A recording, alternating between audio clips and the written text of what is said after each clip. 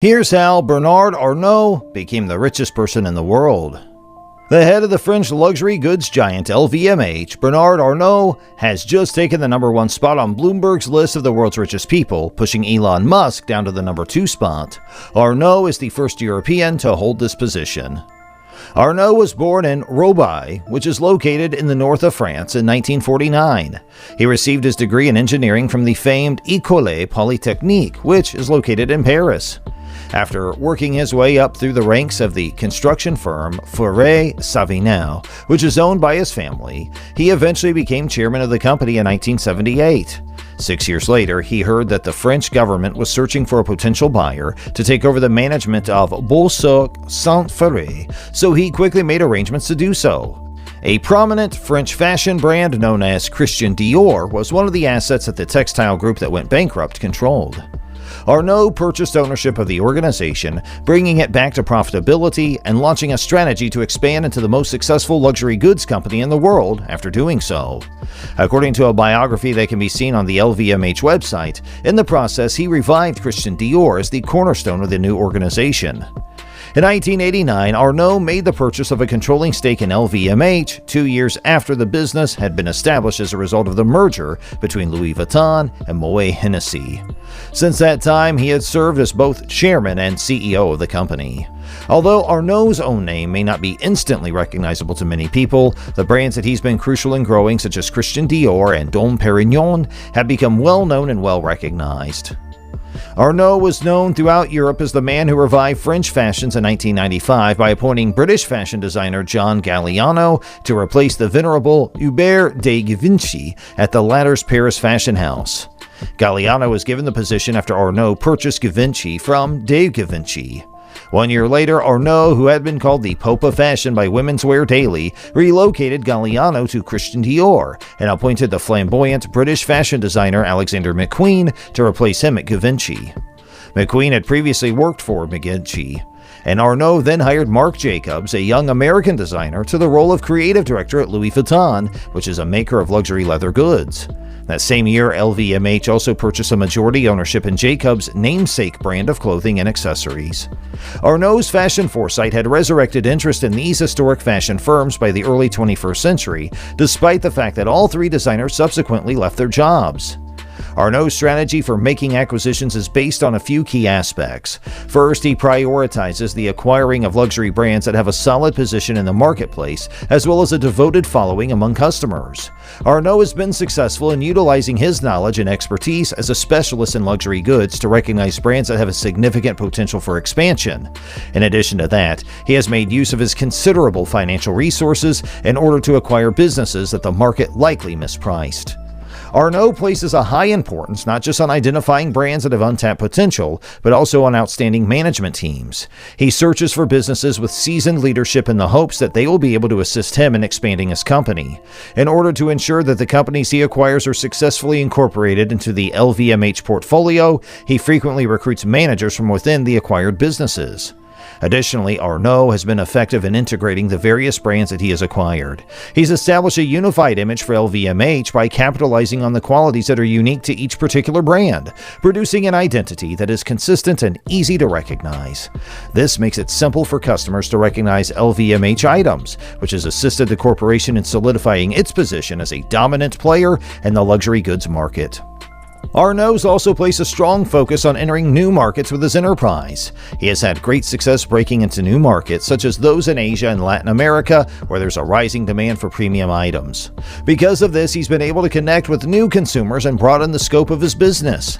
In a nutshell, Bernard Arnault was able to construct a vast luxury goods empire by following a strategy that consisted primarily of buying premium enterprises. He has chosen powerful brands by drawing on his experience as a specialist in luxury goods, recruited seasoned managers to assist him in expanding his business, and combined the various brands under a single, instantly recognizable image. He's also been successful in extending into new markets, which has enabled him to reach new clients and further expand his business. So what brands does Bernard Arnault own? The more than 70 luxury brands owned by LVMH can be found in a wide range of markets such as the apparel industry, the beauty industry, the wine industry, the jewelry industry, and others. The majority of Arnault's wealth comes from the 97.4% share of Christian Dior that he owns. Christian Dior is a high-end fashion company that caters to both men and women. In addition to that, he holds a 1.9% stake in Carrefour and 8.6% of Hermes.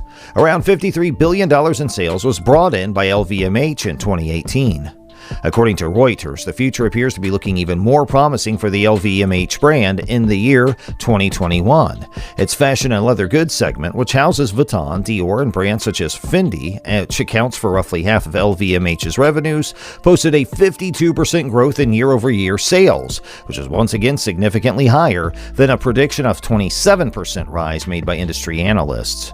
The merging of Tiffany was beneficial to the watches and jewelry division sales, as it resulted in an increase of 138% when taking into account the effects of acquisitions and exchange rates. So where does Arnault's money go? Well, how about houses? It should come as no surprise that someone with such a level of wealth possesses a greater number of residences than he has space for in his life. Despite this, his portfolio is considerably less extensive than we anticipated. Bordeaux, France. Bernard Arnault's 150-year-old castle in northwest Saint-Emilion is surrounded by vines. Since 1998, the Arnauts own it. In the French Alps, Arnault constructed the luxurious Cheval Blanc for his business and personal vacation in the world's largest ski area, with 34 deluxe rooms, a chalet, and a penthouse with balconies with mountain views. In Paris, France, Bernard Arnault holidays at a large Saint-Tropez mansion. And in Beverly Hills, the billionaire has 5 Beverly Hills houses. They're $125 million. 2 are in Truesdale Estates and 2 in Bird Streets. He aims to demolish the expensive residences and build one massive home on each lot. A super yacht. The yacht owned by Arnault is a super yacht, not just any old boat. It's astonishing that it's worth $150 million. The main deck features a glass bottom pool, an outdoor theater, a jacuzzi, and seating for 36 persons. Private jet. To have a private jet is hardly a surprise for Arnault. He flies around on a Dassault Falcon 7X plane. The asking price for its green is $40 million. His previous aircraft was a Bombardier Global Express. Private island. When you've got billions of dollars to your name, you might as well buy yourself a private island while you're at it. Indigo Island in the Bahamas is supposedly owned by Arnault. The island spans 133 acres and costs $35 million to acquire. Art. Even with his exceptional art collection, Arnault's wealth has taken a hit recently. Among the artists whose work he possesses are Picasso, Henry Moore, Andy Warhol, and Yves Klein. In this spirit, in 2013, he initiated an international competition for students enrolled in programs dedicated to the fine arts on behalf of LVMH. The annual winner receives a year of mentoring and a grant of more than $340,000 to put towards the launch of their own record company. A former owner of Philips de Pury and Company, an auction house for fine art, Bernard has extensive experience in the industry. Between the years 1998 and 2003, he ran the auction company known as Philips de Pury and Company, and in addition to that, he acquired the first French auctioneer under the name of Tijan. In the year 2006, he launched a project that was centered on the production of modern art. The undertaking was given the name the Louis Vuitton Foundation, and the building that houses it was officially opened on October 20th, 2014. It is widely known that Bernard Arnault enjoys making financial investments. He has put money into a wide range of new businesses such as Netflix, Boo.com, Liberty Surf, and Zabank, among others. Years ago, he got a start in the yachting industry by purchasing Princess Yachts and Royal Van Lint for combined totals of over $200 million and around the same amount respectively.